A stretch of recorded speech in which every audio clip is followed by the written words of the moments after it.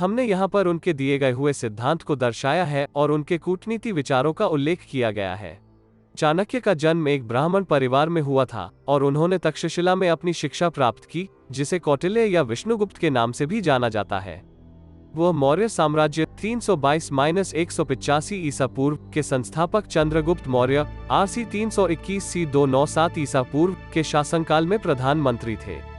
वो एक महान विचारक, अर्थशास्त्री, न्यायविद और शाही सलाहकार और दार्शनिक थे और उनकी शिक्षाओं को 2 पुस्तकों अर्थशास्त्र, सामग्री लाभ का विज्ञान और चाणक्य नीति में एक साथ रखा गया है।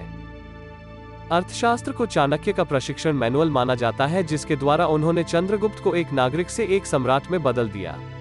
कहा जा रहा है कि उनकी बुद्धिमत्ता पर कोई सवाल नहीं उठा सकता। वो कोई योद्धा नहीं था, लेकिन उसने अपने दिमाग से लड़ाई लड़ी।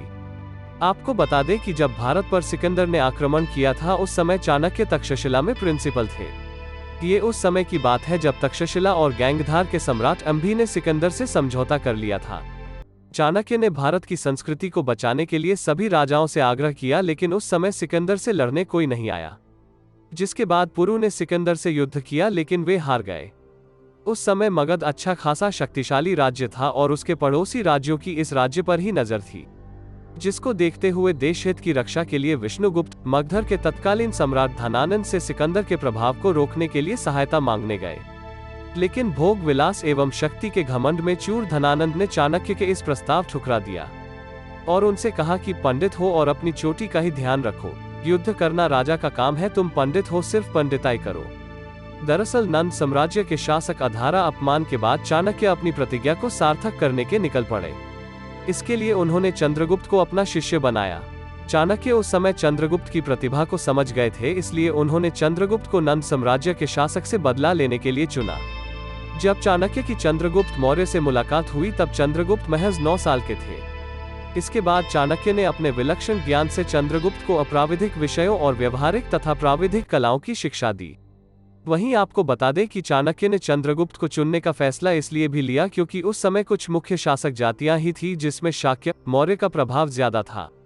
वहीं चंद्रगुप्त उसी गण के प्रमुख का पुत्र था, जिसके बाद चाणक्य ने उसे अपना शिष्य बना लिया और उनके साथ एक नए साम्राज्य की स्थापना की।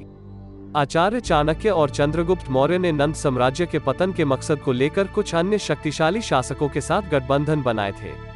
आपको बता दें कि आचार्य चाणक्य विलक्षण प्रतिभा से भरे एक बेहद बुद्धिमान और चतुर व्यक्ति थे।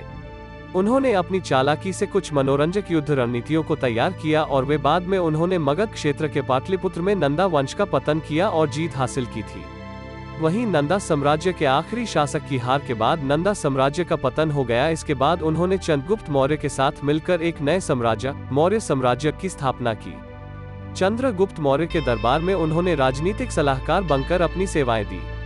अनेक विषयों के जानकार और महान विद्वान चाणक्य ने भारतीय राजनीतिक ग्रंथ अर्थशास्त्र लिखा, जिसमें भारत की उस समय तक की आर्थिक, राजनीतिक और सामाजिक नीतियों की व्याख्या समेत अन्य महत्वपूर्ण विषयों की जानकारी दी गई है।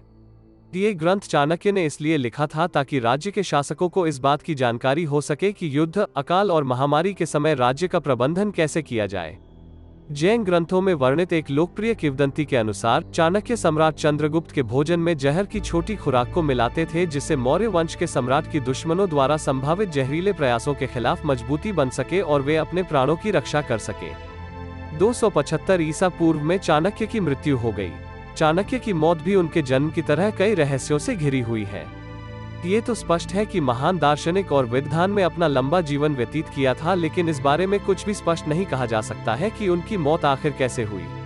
एक पौराणिक कथा के मुताबिक वे जंगल में खाना पीना त्याग कर अपना शरीर त्याग दिया था, जबकि अन्य पौराणिक कथा के मुताबिक चंद्रगुप्त मौर्य के पुत्र बिंदुसारा के शासनकाल के दौरान राजनीतिक षड्यंत्र की वजह से महानी विद्वान चाणक्य की मौत हो गई थी। विलक्षण प्रतिभा से धनी चाणक्य के सम्मान नई दिल्ली में राजनयिक एन्क्लेव का नाम चाणक्य के नाम पर चाणक्यपुरी रखा गया है। इसके अलावा भी कई अन्य जगहों और संस्थानों के नाम भी चाणक्य के नाम पर रखे गए हैं। चाणक्य कई टेलीविजन सीरीज और किताबों के भी विषय है। तो दोस्तों, आज के लिए बस इतना ही। आपको पसंद आया या नहीं? अगर अच्छा लगे तो मेरे चैनल को लाइक, शेयर और सब्सक्राइब करें। अगले वीडियो में मिलते हैं। धन्यवाद। जय हिंद।